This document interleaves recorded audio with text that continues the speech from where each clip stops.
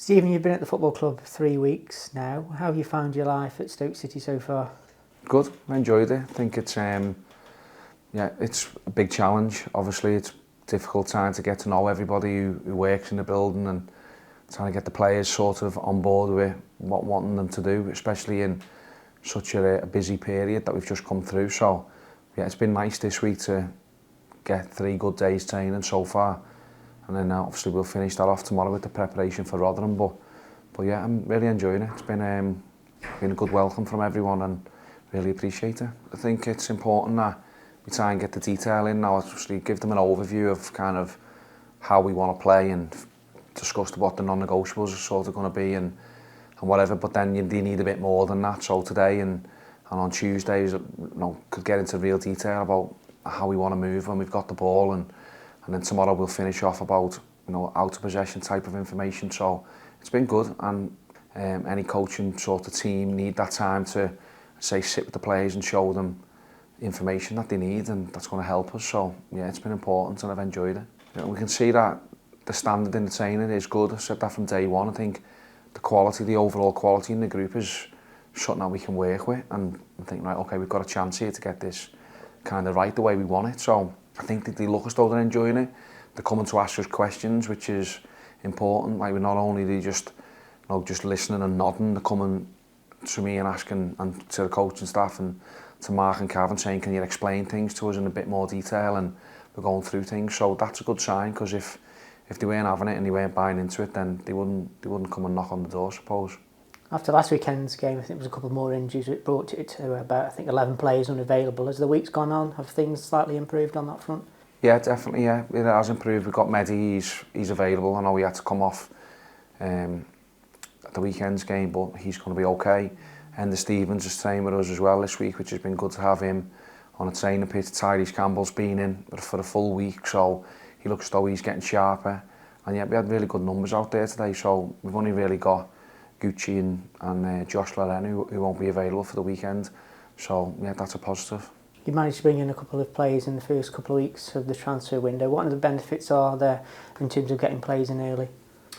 Yeah, it's important, especially where we are in the league as well. I think if we hang on and we miss the targets that we wanted, then that can have a negative sort of impact. So I was aware we needed to do a goalkeeper, or we were going to try and do a goalkeeper even before ours kind of came in. So that was a process that was in place. And then when Luke Cundle became available to me last week, and we sort of spoke about it as a club and felt, does he improve the team and does he improve the squad? Then the answer was yeah. So we felt it was a good move to try and bring him in, and really pleased that both lads are here. You picked up 4 points from your first 2 away games in charge. What's pleased you about those 2 performances away from home? I think we've showed good signs, especially away from home. I think the Birmingham City game is obviously we played really well, got ourselves in front, and then got ahead again in the second half, and then managed that game well. So the signs from that was that we could deal with being in a winning position. And then at Watford, we went up against a team who I feel as though on their day are a real dangerous team and can hurt you. But we showed resilience to stay really well organised, and then towards the end of the game with them losing a man, we obviously wanted to win that game, but just didn't find a way out to break it down. So I've learnt a lot about the 2 away games, and yeah, I'm sure we're going to learn something about the team on Saturday, because it's gone into a tough game against Rotherham, who I think are obviously in good form at the moment. They're always a tough team to play against, especially at their place, and they'll be highly motivated to try and win it, so we need to make sure that we're ready. You obviously came up against them earlier in the season with Plymouth. What sort of challenge will they present? A really tough one. I say it's a different management team that I came up against than what Stoke have obviously played earlier on in the season, played them really early, didn't we, twice?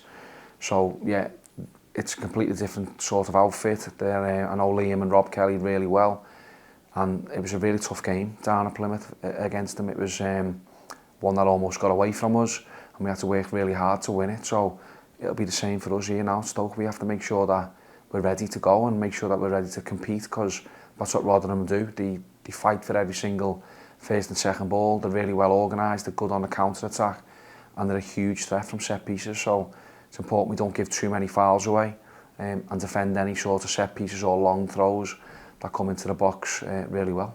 Team are unbeaten in the last 6 in the Championship. What sort of achievement would it be to extend that and hopefully get 3 points on Saturday? Yeah, it'd be a big achievement to go 6 unbeaten in the Championship is really good. If we can make that 7, then brilliant. But it's one of them. We need to know that we need to get some more wins on the board as well, if we can. We're proving that we're being hard to play against, which is the bare minimum. And now we need to see if we can sharpen up our attacking, sort of attacking play, and not lose the focus of what we do when we haven't got the ball. So yeah, it'd be a big achievement to go 7 unbeaten, and if we can turn it into 3 points, it's massive.